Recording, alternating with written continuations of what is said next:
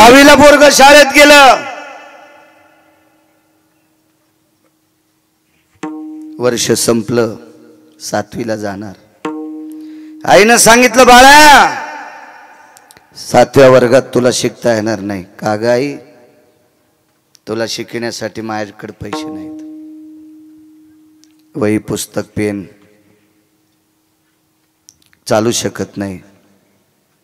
लोकांचं रान खुरपून तुम्हा तिघांना जगवते, याच्या व्यतिरिक्त मी काही करू शकत नाही. ठीक आहे आई.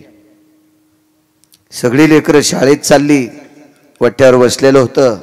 गावातल्या एका प्रतिष्ठित व्यक्तीने विचारलं, आवाज, ए बाळा शाळेत जात नाही? नाही गेलो. का नाही गेला? काही दुखतंय का? काही नाही. मग का नाही गेला? उत्तर नव्हतं. डोळे भरून आले. रडून जिरवतो? नाही दादा, आईनं सांगितलं तुला शिकता येणार नाही, वही पुस्तकासाठी पैसे नाहीत. ठीक आहे, चाल सोबत. गुरुजीला विचारलं, गुरुजी वर्षभराचे पुस्तक पेन वही किती लागतील पैसे? 127 रुपये. जुना काळ. दुकानावर गेले, पुस्तक वही पेन वर्षभराचं देऊन टाकलं. चल जा शाळेत. पुढचं सांगू. आज तो मुलगा विद्यमान नायब तहसीलदार आहे. नायब तहसीलदार आहे ते मुलगा. आज आज आज आज 150 एकरवाल्यानं पोरगी दिली त्याला. ज्या पोरीच्या बापाकडे 150 एकर मोरंडी जमीन आहे, मोरंडी, सुपारी फोडायला दगड नाही, अशी जमीन जिच्या बापाकडे, त्यानं पोरगी देऊन टाकली. आणि न मागता 101 तोळा सोनं नवरदेवाला देऊन टाकलं. लग्न आटपलं. आपल्या संस्कृतीमध्ये कुलाचार, शिष्टाचार, देवदर्शन, वरयात्रा, रामदेवता, परिसरातल्या देवता, सगळ्या देवतेचं दर्शन केलं.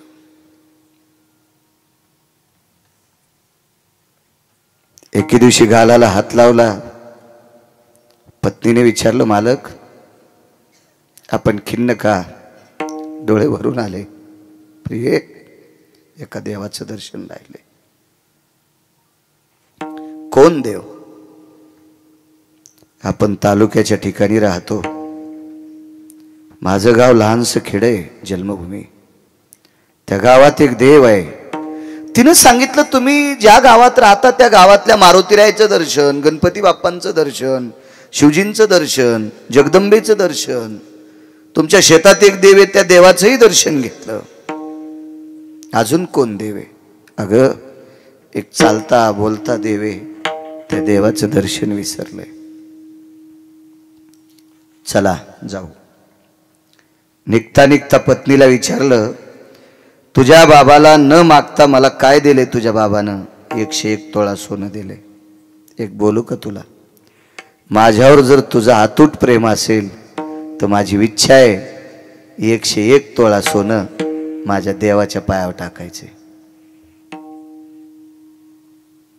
ठीक आहे, तुमची इच्छा, तुम्ही म्हणताल ते पर्व काळ. आणि वडिलांनी दिलेले 101 तोळ्या सोन्याचे डाग दागिने अलंकार एका पिशवीत भरले, गाडीत बसले, त्या खेड्यात आले. आणि 25 खणाची जोडणी होती. लहानसा वाडा होता चौकाचा. पाठीमागे 12 खण, पुढे 12 खण, मधला दरुजाचा खण, आतमध्ये एक लहानसी मेस टाकलेला होता, त्याच्यावर गादी, आणि गादीला टेकन देऊन बसलेली होती. बाजूला एका खुर्चीवर म्हातारी होती, पलीकडे कोपऱ्यात सुनबाई होत्या. मुलगा शेतात गेलेला होता. त्या काळातला 25-30 एकरचा मालक. दारात गाडी पाहिली. नातू आतमध्ये गेला, आजोबा आपल्याकडे मोठी एक गाडी आलेली आहे. नातवाला सांगितलं, बाळा तहसीलदार साहेब आले असतील. पटकन म्हातारी उठली, कणकीचा दिवा केला, त्याच्यात तेल घातलं, त्याच्यात वाद घातली आणि औक्षण काढण्यासाठी म्हातारी उभी राहिली. हालास बाळा? हालो. दोघांचं दर्शन घेतलं, पिशवीची चैन उघडली आणि पायावर 101 तोळा सोनं रिचून दिलं. पत्नीनं सांगितलं, साहेब हा देव आहे तुमचा? ह्या सामान्य माणसाच्या पायावर 101 तोळा सोनं दिलंय? माझ्या बाबाने किती कष्टानं कमवलेलं आहे ते. थोडंसं बाजूला घेतलं, तिला एकच विचारलं, तुझ्या बाबाने तुला मला कस का दिलंय? तिने सांगितलं, का दिलं म्हणजे? अहो तुम्ही नायब तहसीलदार आहात म्हणून माझं तुमच्या सोबत लग्न लावलंय. माझे बाबा वेडे आहेत का कोणासोबत लग्न लावायला? ऐक ग प्रिये, मी नायब तहसीलदार आहे, एका तालुक्याचा कारभार सांभाळतोय. याच्याकरता तुझ्या बाबानं माझ्यासोबत तुझं लग्न लावलंय. पण मी नायब तहसीलदार होण्यासाठी या देवाची कृपा झालती ग. या देवाची कृपा झाली. लाखो रुपये दिले ते करे अजय त्यांनी? नाही, 127 रुपयाचं कर्ज महाराज. म्हणून नायब तहसीलदार झाला. अशी काही ऋण आहेत आणि असेच ऋण विश्वाच्या मालकाच्या डोक्यावर होती. विठ्ठल विठ्ठल.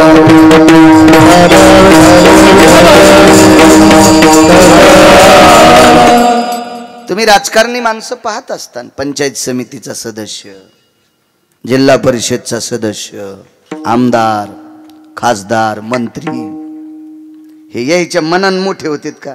असतील यायच्याकडे पैसे, त्यालाही माहित नसतं आपल्याकडे किती पैसे येतं. पण यांना मोठं करणारे देव कोण असतील तर त्यांचे कार्यकर्ते.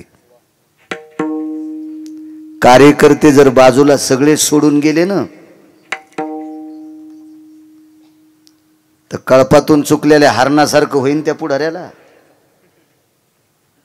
कोण्या झाडाचा पाला खावा इतकं पण कळणार नाही, त्या हरणासारखी कथा होईल. महाराज, या राजकीय क्षेत्रातल्या लोकांचे देव कोण असतील तर स्वतःच्या जीवाचं रान करून त्यांचा प्रचार करणारे त्यांचे कार्यकर्ते त्यांचे देव असतील. मग विटेवरच्या मालकाला मोठं, यांना कोण मोठं केलं राजकारण्याला? त्यांच्या कार्यकर्त्यांनी केले. म्हणून निवडून आल्यावर त्याच्यासाठी कधी कधी काचा खाली केल्या पाहिजे यायनं. हो, तितकी तरी सांभाळली पाहिजे. ज्यांनी आपल्यासाठी चपला घासल्यात, टाचा घासल्यात, पंजे घासलेत, त्या कार्यकर्त्यासाठी त्या पुढाऱ्यानं प्राणपणाला लावला पाहिजे. त्यासाठी गाडी थांबली पाहिजे.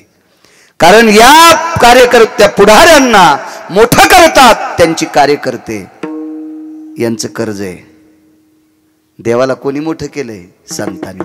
आमुचिया भावे तुझं देवतन, आमुचिया भावे तुझं देवतन, एका विसरून राहिला, एका विसरून राहिला, एका विसरून राहिला, तुझं देवतन, एका विसरून राहिला, एका विसरून राहिला,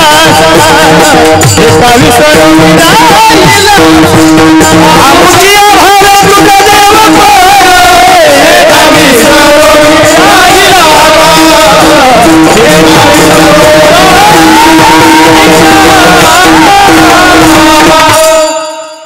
महाराज कर्ज आहे कर्तव्याचं. विटेवरच्या मालकाला श्रुतीने, जिला आकाशवाणी, जिला देववाणी म्हणतात, ही वाणी प्रगट झाली. आणि विटेवरच्या मालकाला त्या वाणीनं सांगितलं, आजपासून 3 दिवसाला तुमची सगळी पोरं मरतील. पंढरपुरातल्या मालकाला तो संती केला ऋणी. देवाचं कर्ज आहे, देवावर कर्ज आहे संतांचं. म्हणून नाचे मागे मागे. का नाचतोय, कशा करता नाचतोय, याचा पुरावा तुमच्या पुढे मांडतोय. देववाणीनं सांगितलं, प्रभू आजपासून 3 दिवसाला 56 कोटी यादवापैकी औषधाला सुद्धा वाचणार नाही. वंशाला दिवा लावण्यासाठी एक सुद्धा पुत्र न नातू वाचणार नाही. देववाणी महाराज, ती देववाणी. दर दर दर दर दर दर अंगाला घाम आलाय. आईसाहेबांनी विचारलं, प्रभू वरुता ती स्वेदा ती काया ती जायो, सगळं अंग स्वेदानी घामाने भिजलंय प्रभू. काय अडचण आहे? रमा, हे लक्ष्मी, हे विमला, हे कमला, हा ग आपल्याला 48,324 मुली येतात. 1,61,081 मुलं आहेत. सगळ्यांची लग्न झाली. पुत्र पौत्र म्हणून 56 कोटी यादव झाले. लक्षात ठेव ग, आजपासून तिसऱ्या दिवशी 4 वाजता एक सुद्धा औषधाला दिसणार नाही. थाड दिशा आई साहेब खाली पडले. प्रभू, काय यमाची मायविली आपली लेकर मारायला? नाही लक्ष्मी, यमाचा दोष नाही, एका पतिव्रतेचा टळटळाट आहे. एका पतिव्रतेचा टळटळाट, एका पतिव्रतेचा. काय पतिव्रते आहे तिचं? काही नाही. नवऱ्याला जग दिसत नाही म्हणून डोळ्याला पट्टी बांधली.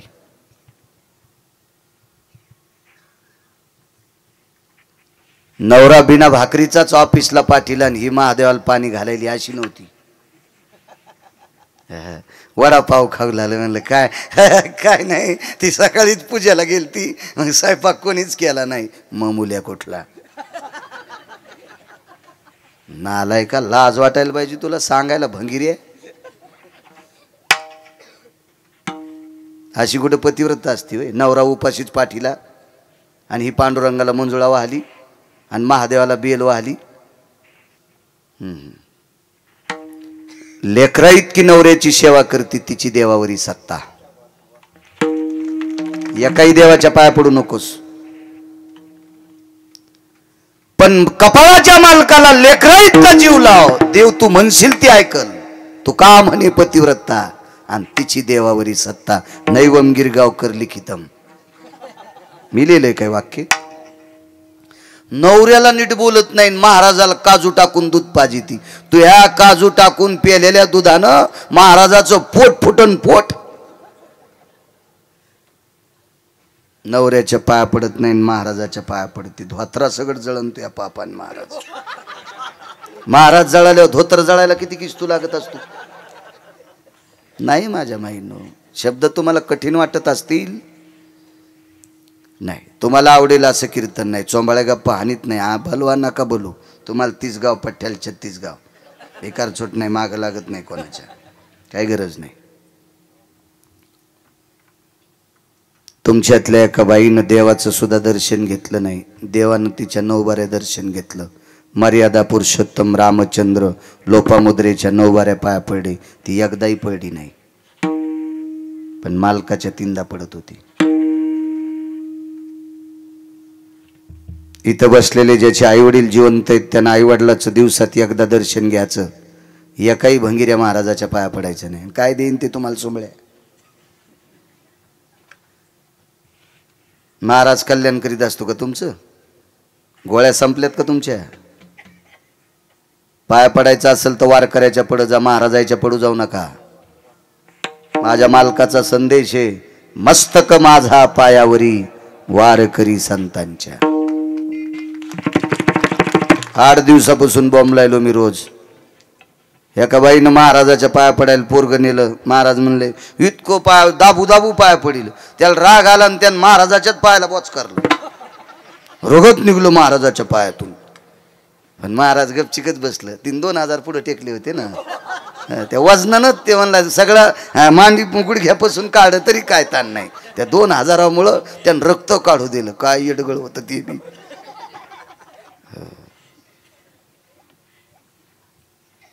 थोड्या वेळाने पोरग तिकडे गेल्या. म्हणलं बाई माझ्या पायाचं रक्त काढूस तर तुम्ही पोराला पाया पडू दिलं काऊन? महाराज 3 वर्ष झालं पहिल्याच वर्गात आहे, दुसऱ्यात जाईत ना. तुमच्या पाया पडल्यावर दुसऱ्या वर्गात जाईन. महाराज म्हणला माझ्याच पोराला 20 वर्ष झालं मेंदूच्या गोळ्या चालू येतात.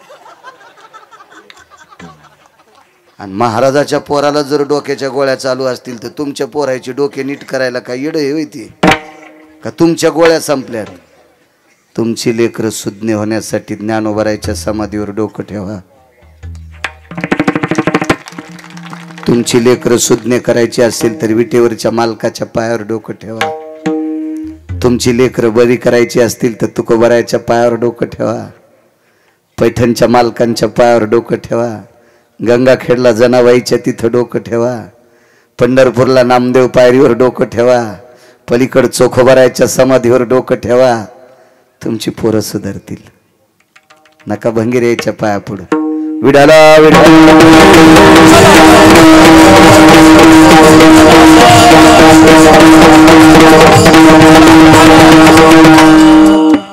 आई साहेब खाली पडल्या. प्रभू गांधारीचा टळटळाट आहे. होय, एक नाही वाचणार. बघा शिवजीला बोलून. ते म्हणले बोलवायचं कशाला, शिवजी डोक्यावरच होते. विटेवरच्या मालकाचं महापूजा करा. टाळू चाफा भगवान शिवजींची पिंड शिवलिंग भगवान विटेवरच्या मालकाच्या डोक्यावर आहे. प्रभू सगळी लेकरं मरणार. मला 8 दिवसापूर्वीच माहीत झालं. पर्याय रुपयाचा नाही. मी नाही वाचू शकत. शिवजी म्हणले मी वाचू शकत नाही. ज्यांचे मुलं आहेत तो जगाचा बाप आहे, विटेवरचा मालक, ते वाचू शकत नाहीत. विधात्याला प्रश्न केला, ब्रह्मदेवा काय? म्हणले देवा मी तुमचा मुलगा आहे. नाभी कमळातून जन्म झालाय. तुमचं चालत नाही, दोघांचं मा काय चालणार आहे? दुपारपर्यंत तोंडाला पाणी नाही कोणाच्या. परवाच्या दिवशी 56 कोटी यादव मरणार.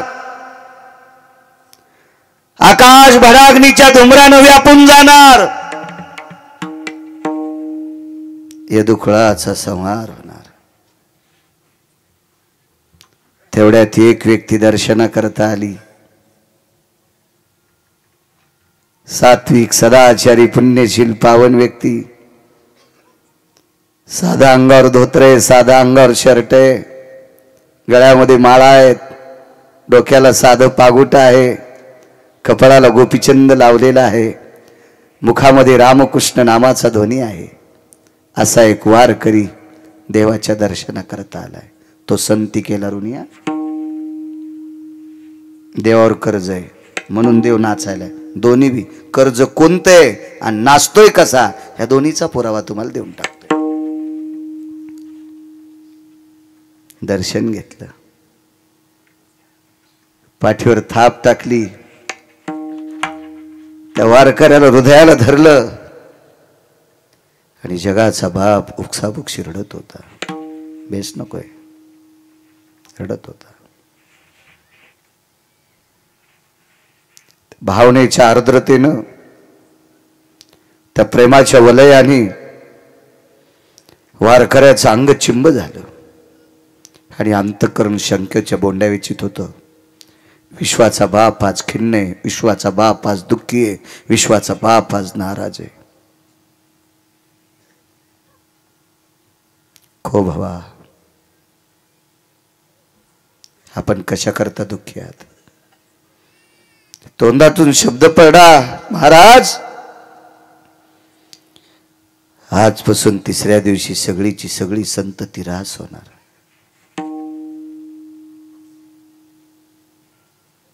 खिन्नतेच्या लहरी माझ्यापर्यंत आल्या प्रभू. याच्याकरता तुमच्या भेटी करता आलोय. तुमच्यावर हे दुःख का उडवलं असेल? एका पतिव्रतेचा टळटळाट आहे. फार मोठ्या आहात माझ्या माईनं तुम्ही. नवऱ्याला जग दिसत नाही म्हणून स्वतःची डोळी बंद केली आणि सूर्याचे किरण मरेपर्यंत पाहिले नाही.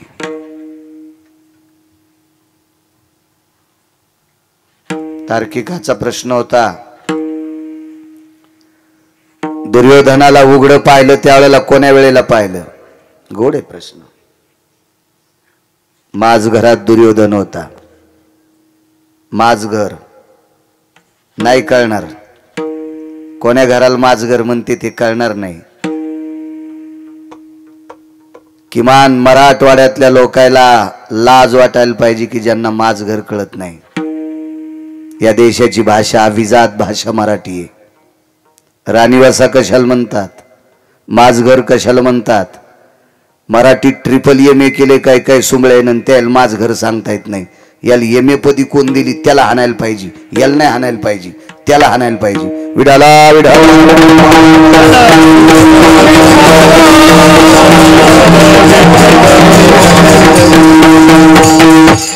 नाही राजू, मला नाही वाटत ह्या सगळ्या गोष्टीने तुम्हाला गुण यायला नाही. हा खेळ वाढाय म्हणून हा खेळ वाढाय, हा खेळ वाढाय म्हणून हा खेळ. फक्त लांबी आणि रुंदी वाढली, खोली वाढलीच नाही. खोली कशाला म्हणते? खोली म्हणजे पीक आलं, खोली म्हणजे गुण आलाय. तुमच्या एवढ्या मोठ्या सप्त्याला गुण आला आणि खोली वाढली कधी समजीन? तुमच्या काल्याच्या दिवशी 25 पोरं माळकरी व्हा, तर तुमच्या सप्त्याला गुण आलाय, तर तुमच्या सप्त्याची खोली वाढली.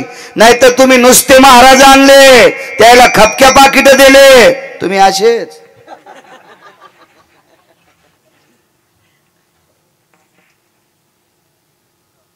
राजो,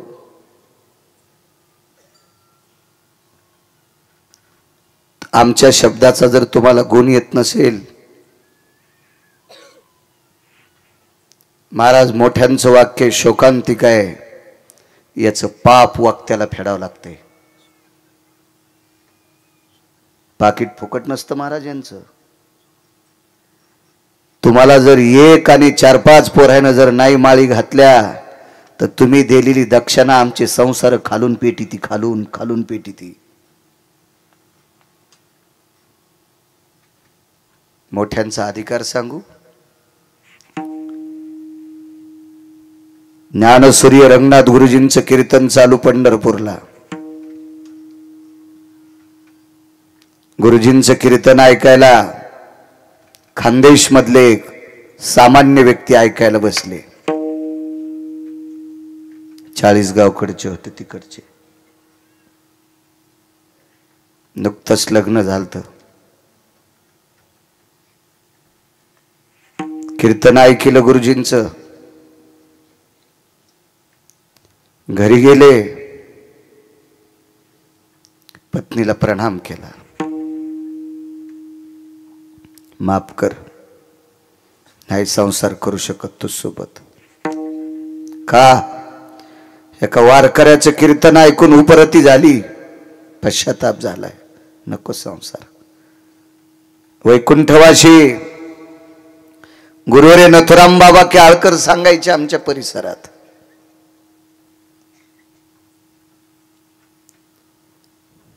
प्रणाम केला. पाहुण्या रावण्यांनी सांगितलं पुढचं काय? द्या लग्न लावून. बायकोने विचारलं, मला माय म्हणलात, ठीक आहे, एक बोलू का?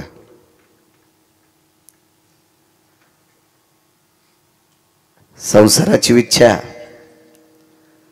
आता तर नाहीये, आणि जर असेल अंतकरणात तर पुढच्या संसारात तू जरी कुत्री झाली तर मी कुत्र होईल. पण संसाराची इच्छा पुढच्या जन्मात पूर्ण होईल, पण गुरुजीची सेवा पुढच्या जन्मात भेटत नाही. गुरुवरी रंगनाथ गुरुजीची सेवा पुढच्या कीर्तनात भेटत नाही. महाराज, एका कीर्तनात इतका पश्चाताप व्हावा याला वक्ता म्हणतात. महाराज, त्या दर्जाचे आपण मृदंगाचार्य नाही, त्या दर्जाचे तुम्ही गायक नाही, त्या दर्जाचा मी कीर्तनकार नाही, पण आपल्या तिघांचा दर्जा इतकाच असावा, 5 बायकांनी तंबाखू सोडावा. एकाच माणसानं म्हाताऱ्यानं बिडी सोडाव, पोराला विनंती करीतच नाही. 50 वर्षाचा पुढे गेलेलं कचर, त्या 1 जणानंच तुमच्या भाकरवाडीत बिडी सोडावा, 2च पोरानं गुटके सोडावा, आणि 5च मुलांनी काल्याच्या दिवशी माळी घालावा.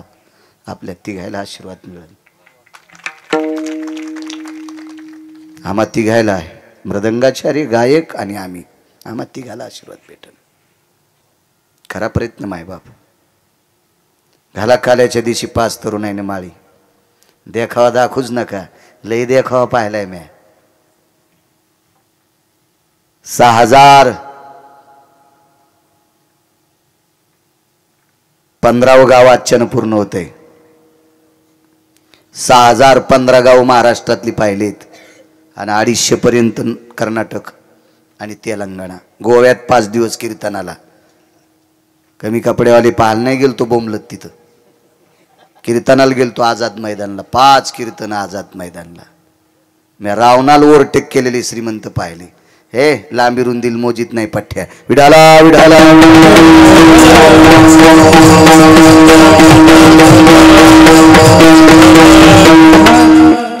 सप्ताह झाल्याच्या नंतर किमान 5 तरी लग्न झालेल्या शिकलेल्या पोरीनं नियम करायचा. आंघोळ झाल्याबरोबर 5 ज्ञानेश्वरीच्या वया वाचील, किमान तुकोबरायच्या गाथ्यातला एक अभंग वाचील आणि मग संसाराला बाकी कामं करील. सप्त्याला गुण आला माझ्या माईंनो, सप्त्याला गुण आला समजायचा. कशा करता? हे जर तुम्ही करत राहिलात तर उद्या धर्म टिकल, उद्या ही बारकाली करतील. आणि तुम्ही जर नुसती मजाच म्हणून ह्या गोष्टी केल्या तर हे इतकी मजा मारतील, त्यावेळेला ओढून बघताना आपल्याला मळमळ होईल.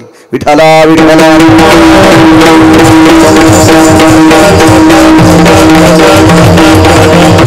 काय सांगत होतो?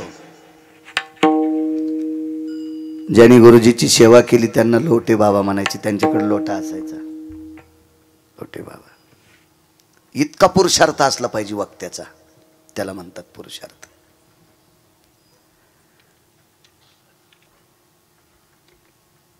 रडून रडून अंग चिंब झालंय. वारकऱ्यानं सांगितलं, देवा आजच्या संध्याकाळपर्यंत शांत बसा, एक जिवंत ठेवण्याचं काम करतो. तो संती केला रुनिया अजय महाराज. पंढरपुरातला मालक स्वतःची लेकरं जिवंत ठेवू शकत नाही. काशीतले मालक भगवान शिवजी पंढरपुरातले मालकाची लेकरं जिवंत ठेवू शकत नाहीत. सत्य लोकाचे मालक विधाता ब्रह्मदेव जिवंत ठेवू शकत नाहीत. एक वारकरी जिवंत ठेवतोय. काय दर्जा आहे वारकऱ्यात. महाराज नाही बरं, महाराज म्हणजे काय, हे वाड्यावर काही करू शकतो, त्याचं नाव महाराज आहे. किती जरी आलं तरी नियम बदलत नाही, त्याचं नाव वारकरी. हो, म्हणून पुन्हा एकदा सांगतो, तुमच्या बुटाला स्पर्श करून सांगतो, तुमच्या चप्पलला स्पर्श करून सांगतोय, पायाच पडायचं तर वारकऱ्याच्या पडायचा. नका पवित्र मस्तक हरामखोराच्या पायावर टेकू. त्याच्या पायातून पाप तुमच्या अंगात येईल आणि तुमचं घर उभं पेटन. चांगल्यांचं दर्शन घेतलं पाहिजे, कोणाचं बी नाही. प्रभू आजची रात्र थांबा, एक तुम्हाला दिवा लावण्यासाठी जिवंत ठेवण्याचं काम करतो. दुसऱ्या दिवशी सकाळी वापस आले आणि प्रसन्नपणाने विटेवरच्या मालकाचं दर्शन घेतलं, मालकिनीचं दर्शन घेतलं आणि सांगितलं, प्रभू तुमचा एक नातू वाचितो, त्याचं नाव आहे वज्र. मुलगा नाही वाचिला, नातू वाचितो, ब त्याचं नाव आहे वज्र. वज्राला जवळ बोलवलं, पाठीवर थाप टाकली आणि दक्षिणेच्या राजा यमाकडे बघितलं. हे यमराज, याला नेशील तर माझ्याशी गाठे. यम म्हणला, शिवजी बोलनत, पंढरपुरातले मालक बोलनत, ब्रह्मदेव बोलनत, आणि हे महाराज. माझ्या अंगावर धोत्र आहे का? इतक्या भारीचं धोत्र नव्हतं महाराजाला. माझ्या अंगावर शर्ट आहे का? इतक्या भारीचं शर्ट नव्हतं महाराजाला. महाराजांची पत्नी मंदिरात संक्रांतीच्या दिवशी वाण द्यायला गेली तर ती अंधारात गेलती. तिच्या मांडीवरची साडी फाटलेली होती. मुलाने विचारलं, आई तू अंधारात गेलीस? हो बाळा. उजेडात का गेली नाही? बाळा, दोन्ही मांड्यावर साडी फाटलेली होती. मी खूप शिवण्याचा प्रयत्न केला, पण शिवली की पुन्हा फाटू लागली, जीर्ण झाली, जुनी झाली. दुसरी नेसण्यासाठी नाही. आई अंधारात त्याच्याकरता गेली. बाळा, स्त्रीच्या अंगावरचं लुगडं फाटलं, तिच्या मायबापाची इज्जत जात नाही, तिच्या सासू सासऱ्याची इज्जत जात नाही, तिच्या नवऱ्याची जाती. तुका म्हणे नग्न भाज परी ते लाज स्वामीशी. बाळा, पवित्र आह्यावाचा संक्रांतीचा सण आहे. या पवित्र सणाच्या दिवशी माझ्या मांडीवरची साडी फाटली ही परिस्थिती जर लोकांनी पाहिली तर माझ्या कपाळाच्या मालकाची इज्जत जाती, तुझ्या बाबाची इज्जत जाती आणि तुझ्या बाबाची प्रतिष्ठा जाऊ नये याच्याकरता अंधारात वाण देऊन आले. काय महाराजाची गरिबी असेल.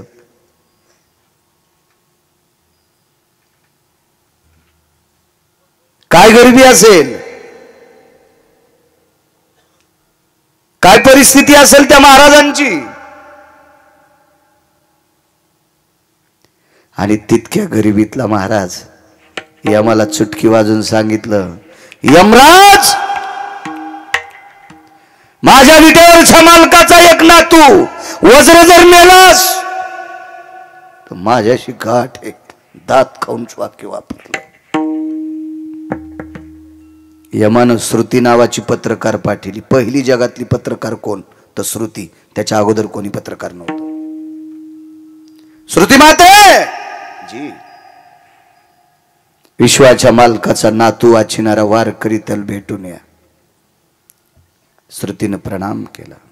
महाराज, देवाचा नातू कोणीच वाचू शकत नाही, तुम्ही वाचिणार. वाचवायचा काय विषय, मरूच देत नाही. कोणाची माय आली वज्राला मारायची. श्रुतीनं सांगितलं, ताकद कशाची, आतापर्यंत भगवंताचं भजन केलंय, त्या भजनाच्या पुण्याचे हौद भरलेत आणि त्या पुण्याच्या बळावर या पोराला पोह्याचा प्रसाद द्यालता.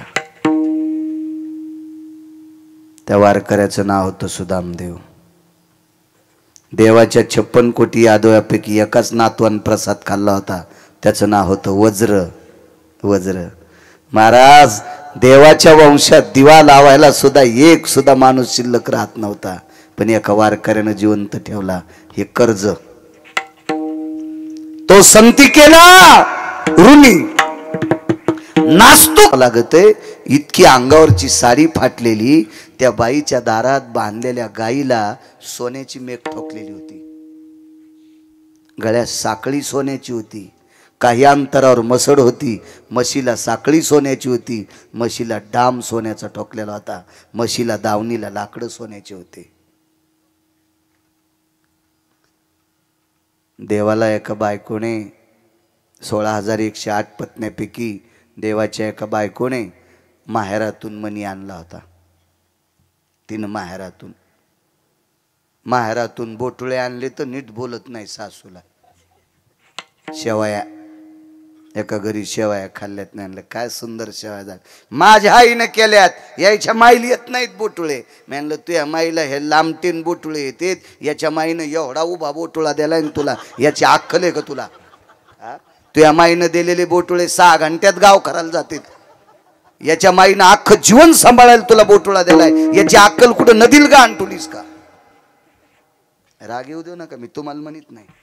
तिकडे गेल्यावर तुम्हाला फुकणार. दुसऱ्या आणू कुठून आणू दुसऱ्या?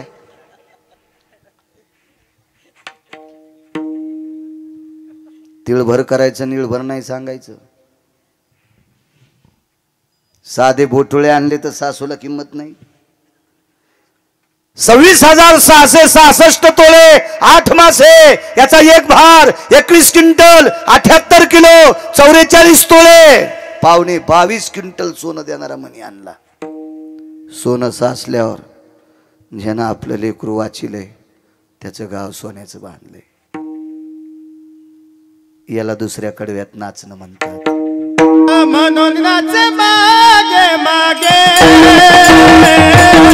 म्हणून नाचे मागे मागे, म्हणून नाचे मागे मागे, म्हणून नाचे मागे मागे, म्हणून नाचे मागे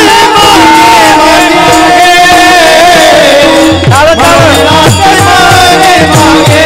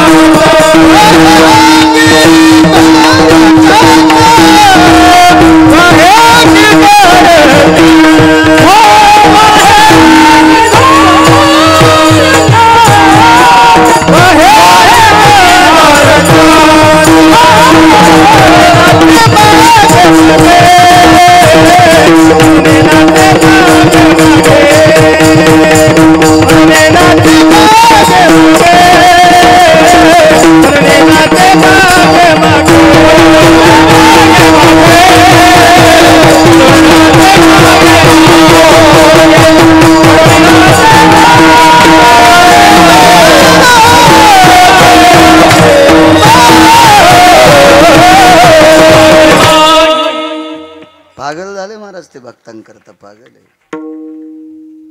साकडे पडूने दी काही व्यथा, आपणची माथा ओढवी, नाही येऊ देत संकट भक्तावर. एका वारकऱ्याकडे वारकरी जेवायला आले. एकादशी होती, फराळाला आले. गळ्यामध्ये विणा होता, एक जणाच्या हातात चिपळी होती. रामकृष्ण नामाचं चिंतन करीत करीत एका वारकऱ्याच्या दारात आले. आवाज आल्याबरोबर बाहेर आले. मातीचं गाडगं होतं, त्या गाडगं भरून पाणी घेतलं, सगळ्या वारकऱ्यांचे पाय धुतले, बसायला बोऱ्या टाकला. चटई नाही, सतरंजी नाही, गालीच्या नाही, गादी नाही, काय नाही, गोदडी पण नाही, बोऱ्या होता शिंदीच्या पानाचा. परिस्थिती नाजूक. बसली वारकरी. मातीच्या लोटक्यामध्ये पाणी प्यायला दिले. धातूचं एकही पात्र नाही घरी, तांब्याचं नाही, पितळाचं नाही, जर्मलचं नाही, प्लॅस्टिक तर नव्हतंच त्या काळात. पाणी पिलं. एका लहानशा गाडग्यात एवढा एवढा गुळाचा खडा होता. ह्या 4 वारकऱ्याला थोडा थोडा गुळ हातावर दिला आणि पुन्हा अर्ध लोटकं पाणी प्यायला दिलं. म्हणून गुळ पाणी देण्याची पद्धत होती.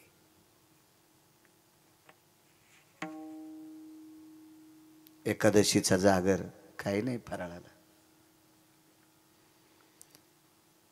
चिंचीतल्या चिंचुक्या इतका गुळ, नखा इतका गुळ खाल्ला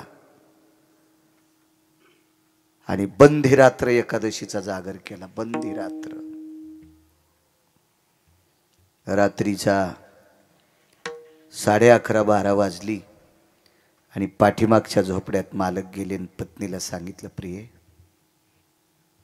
भजन ऐकायली? हो. त्याच झोपड्यात पण पलीकड कुडाला खेटून भजन ऐकत होती त्या वारकऱ्याची बायको. गालाला हात लावलेला, भजन ऐकू लागली. चांदण्याचा प्रकाश आहे. पौर्णिमेच्या रात्रीच्या प्रकाशानं त्या झोपड्याच्या ताटव्यातून आत प्रकाश आलेला होता. दिवा लावण्याकरता तेल नव्हतं. साकडे पडून येदी काही व्यथा, भक्तावरची संकट स्वतःच्या डोक्यावर घेतोय किंवा निवारून टाकतोय. हे कर्ज फेडण्याचं लक्षण आहे. प्रिये जी, एकादशीचा जागर एका कवडी इतक्या गुळावर केलाय, पण सकाळी द्वादशीला काहीतरी लागेल की नाही? करशील का वारकऱ्याला जेवायला? करते. पण वाक्य एक तोंडातून पडलं नाही, आपल्या घरी शिदा नाही, किराणा नाही. करते म्हणले. महाराज, नवऱ्याला दिलेला शब्द वाया जाऊ देऊ नये म्हणून रात्रीच्या 11:15 वाजता एका दुकानदाराची कडी वाजली. कडी वाजली. कोण? आमक्याची बायको आहे. काय एवढ्या रात्री? 4-5 वारकऱ्यापुरता किराणा पाहिजे. पैसे आणलीत? नाही. वापस हो. पुन्हा एकदा पाहिजे. सांगितलं ना एकदा. ऐका ना दुकानदार, द्या हो, दया करा. आम्ही तुमचे पैसे फेडू दुकानदार, दया करा दुकानदार. वारकरी आले तर आमच्या इथे एकादशीचं भजन करायलेत. मी काय धर्मराजा नाही. तेवढं नका दुकानदार. नका माझ्या मुलासाठी, नका माझ्या मालकासाठी, नका माझ्यासाठी. आम्ही द्वादशीला नाही जेवणार, पण आमच्या 4 वारकऱ्याकरता 2-3 वाट्या पीठ द्या ना. द्या ना, अर्धी वाटी तांदूळ द्या ना दुकानदार. काय भावना जागी झाली आणि दार उघडलं. कंदील हातात घेतला आणि कंदिलाच्या प्रकाशात रात्रीच्या 12:30 वाजता आजूबाजूला कोणीच नसताना एकांतात एका वारकऱ्याच्या पत्नीचा चेहरा पाहिला. तिच्या दाताचा प्रकाश कंदलाच्या प्रकाशाला लाजवीत होता. इतकी सुंदर त्या वारकऱ्याची पत्नी होती.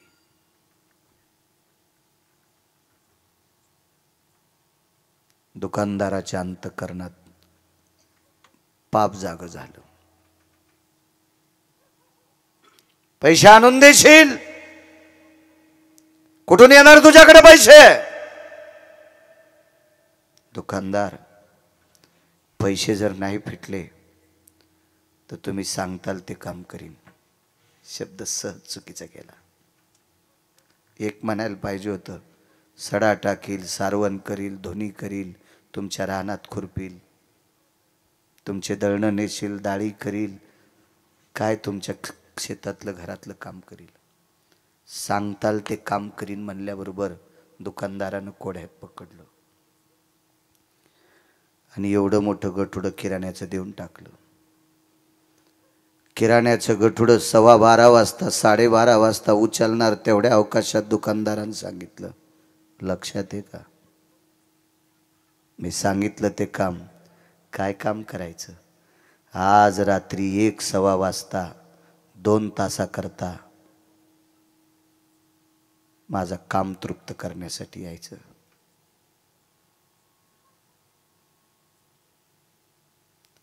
जिच्या दाताचा प्रकाश कंदला इतका पडलाय, वारकऱ्याला जीव घालण्यासाठी किराणा मागितलाय. चंद्राच्या साक्षीने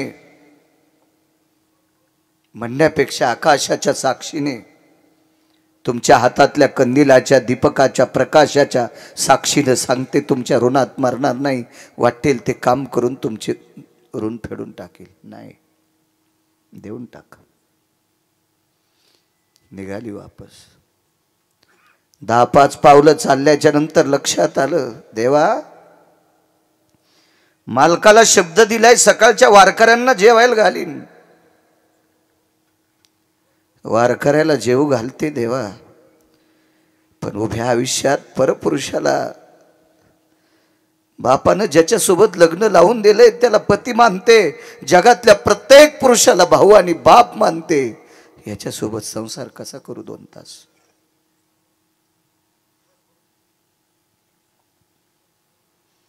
पुन्हा विचार केला. मालकाला लिहिलेला शब्द खोटा होऊ नये.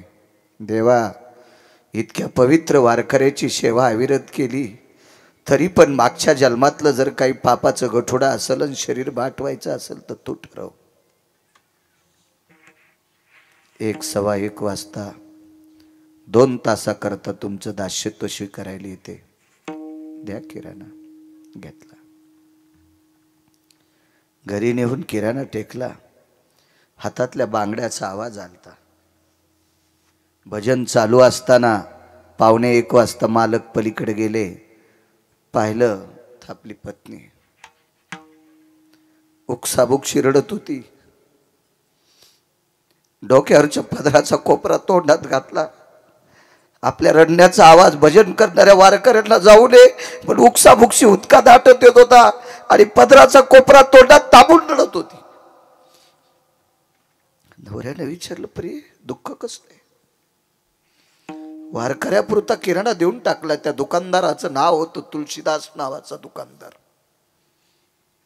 महिपतींच्या चरित्रात बघा तुम्ही, लक्षात येईल तुमच्या. त्या दुकानदाराचं नाव आहे तुलसीदास.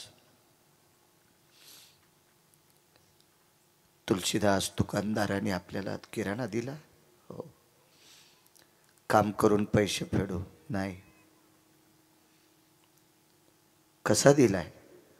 2 तासाकरता शरीर इकलंय.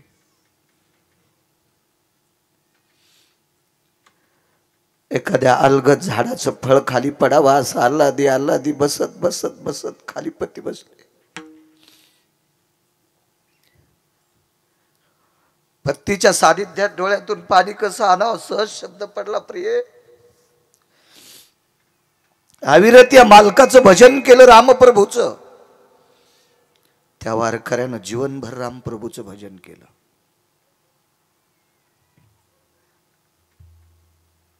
ठीक आहे,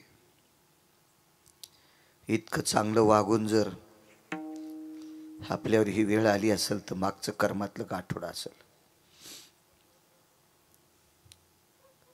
तू जाणार आता? हो. तितक्यात अचानक पावसाची थेंब सुरू झाली. साकडे पडूने दी काही व्यथा, याच्यावर बोलतोय तिसऱ्या कडव्यावर. पावसाची थेंब मंजुळशी सुरू झाली. पण तिला सांगितलं, प्रिये तिथपर्यंत जाऊस तर भिजशील. भिजल्याच्या नंतर तुझ्या अंगावरच्या कपड्याने त्याचं अंथरूण ओलं होईल. म्हणून एक साधा कपडा बायकोच्या डोक्यावर टाकला. रस्त्याने जाता जाता तुझे पाय भरतील, भरू नये म्हणून बायको खांद्यावर घेतली. आणि त्या तुलसीदास नावाच्या दुकानदाराच्या वट्ट्यावर पत्नी टेकून दिली. पत्नी वट्ट्यावर टेकल्याबरोबर आपण मागे सरकले आणि दोन्ही हात छातीवर ठेवले. प्रिये माफ कर मला. माझ्यासारख्या वारकऱ्याच्या संसारात तुला 2 तासाकरता शरीर विकावं लागते. माफ कर मला, माफ कर. लक्षात ठेव प्रिये, तू जर मला निष्ठेनं पती मानत असशील तर तुला या गळ्यातल्या मंगळसूत्राची शपथ आहे 2 तासाकरता याला तू स्वतःचा पती समज. जी मालक, या तुम्ही. डोळ्यातल्या पाण्याची थेंब खाली पडत होती. आकाशातून पावसाची थेंब पडत होती.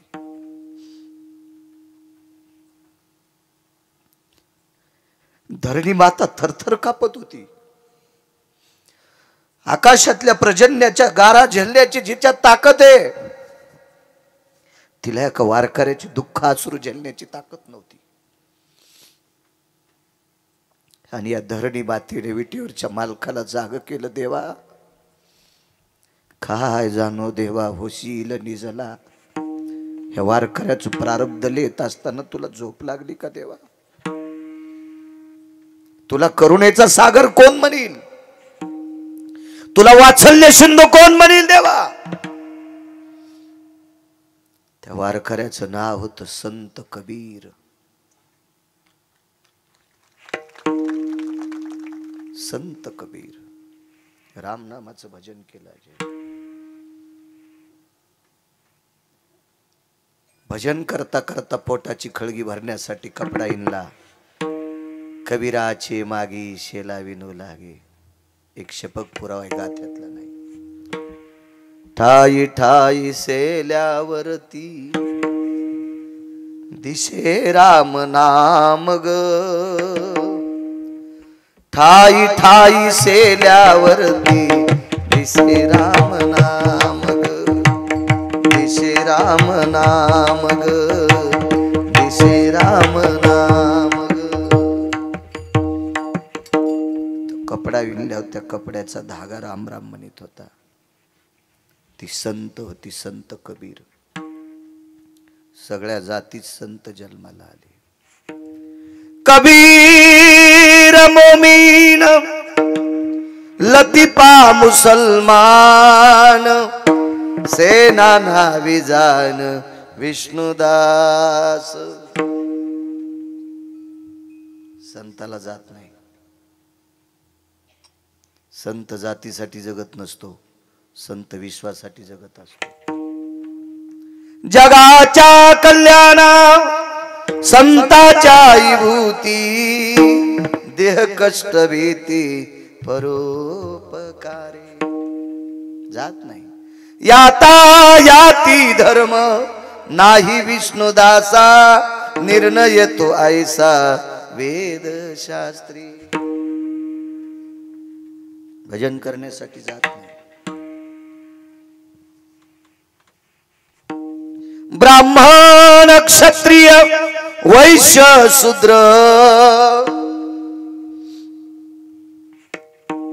चांडाळाई अधिकार आधी करून वेश्या.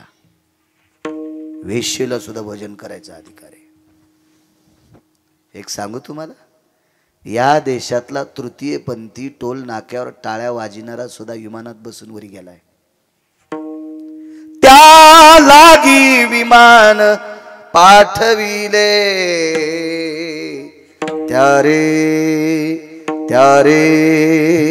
त्या लागी विमान पाठविले. अनाथाच्या नाथे घातला विमानी, नेला उचलोनी परलोका. टोल नाक्यावर टाळ्या वाजविणारा एका वारकऱ्याचं ऐकून पंढरपूरला गेला. स्नान केलं चंद्रभागेचं, जीवनभर भजन केलं, वैकुंठात गेला. जातीचा संबंध नाही, भजनासाठी, जात व्यवहारासाठी. तुमच्या पोरापोरीचे लग्न करण्यापुरती जात, व्यवहाराला जातीचा संबंध नाही. कोण्या जातीकून 100ची चिल्लर घेतल्यावर 90 होते, आणि अशी कोणती जाती भारतात त्या जातीकून 100ची चिल्लर घेतल्यावर 150 होते. जाऊ द्या, सोपं ऐका. एखादी जात सापडली कर तुला बळी, की त्या जातीतले माणसं दारू पित नाहीत. मला दाखवा ना, मी त्या जातीचंच मंदिर बांधितो. सापडली का बुवा? चोपनराव सापडली का? शिंदे बाबा सापडली का अशी एखादी जात? त्या जातीतले लोक मांस खात नाहीत. अशी जातच नाही की त्या जातीत हरामखोर माणसं नाहीत. प्रत्येक जातीत हरामखोर माणसं आणि प्रत्येक जातीत चांगली माणसं आहेत. म्हणून कोणाचे वाभाडे काढू नका. विडाला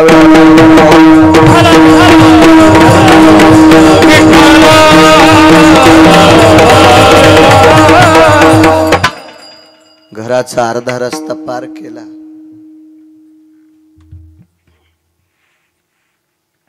एकदा तरी बायकोकडे माग पहा नाही. आपुलीच दारा जरी टेके व्याभिचारा, आपुलीच दारा जरी टेके व्याभिचारा, क्रोधाचा थारा अंतरी नये. काय परिस्थिती असेल राजो, काय अवस्था असेल ती. बसू शकतो का आपण या चौकटीत? काय लायकी आपल्याला संत म्हणून घेण्याची? काय अधिकार आहे आपल्याला अध्यात्म क्षेत्रातला मी आदरयू म्हणण्याची?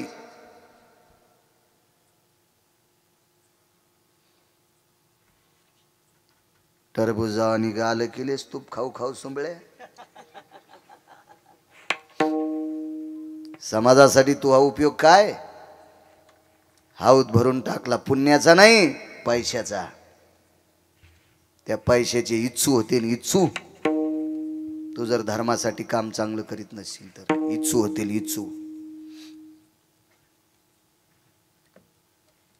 पाकिट घरी नेऊन साशिले, त्या पाकिटाची जर तंबाखू खाल्ली महाराज तर खाली थुकल्यावर त्याचा सरप तयार होतोय. कुठं डसन सांगता याचा नाही. हा, कुठं डसल काय सांगता याचं नाही. लोकांना दिलेल्या पाकिटाची जर बिडी वळली तर ते धुपन सुटतंय ना, त्या धुपनाचा वाक तयार होतोय. गळ्याला धरीन का पोटाला धरीन का बंद खाईल सांगता याचं नाही. हो,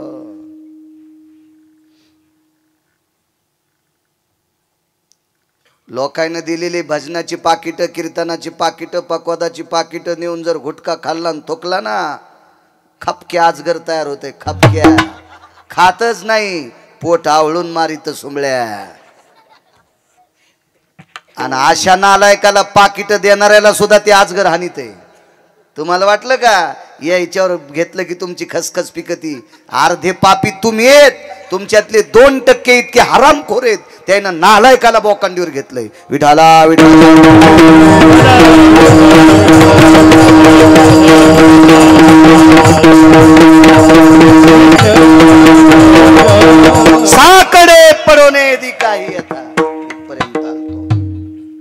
अर्धा रस्ता उरकलाय. नाही माग पाहिलो, नाही माग पाहिलं.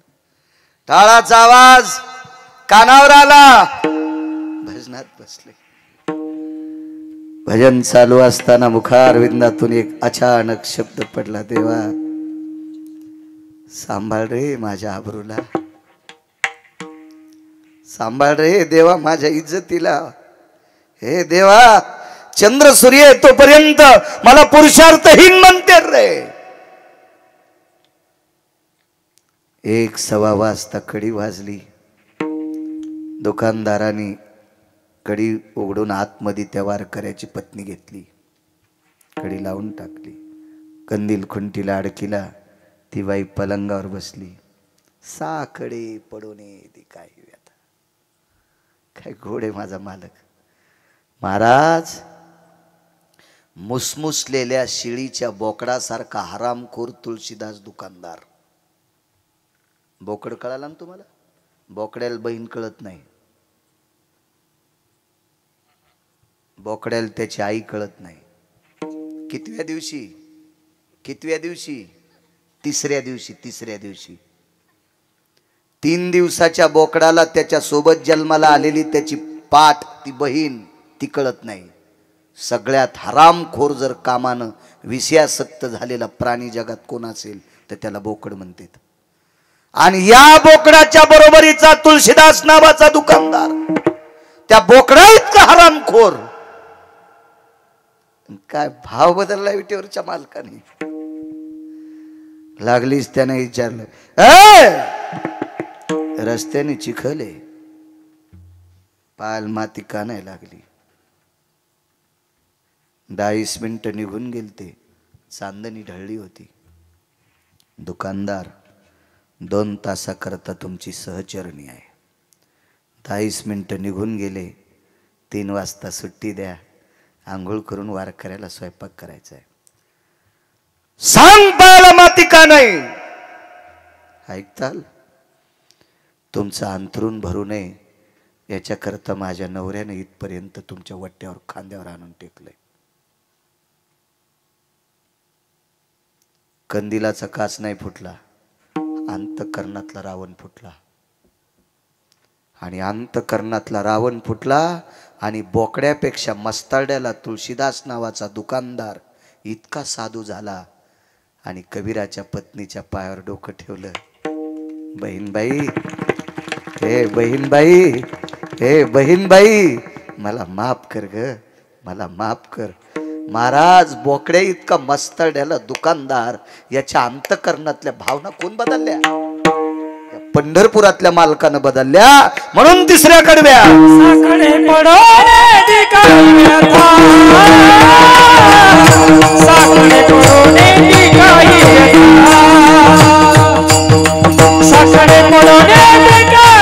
व्यथा,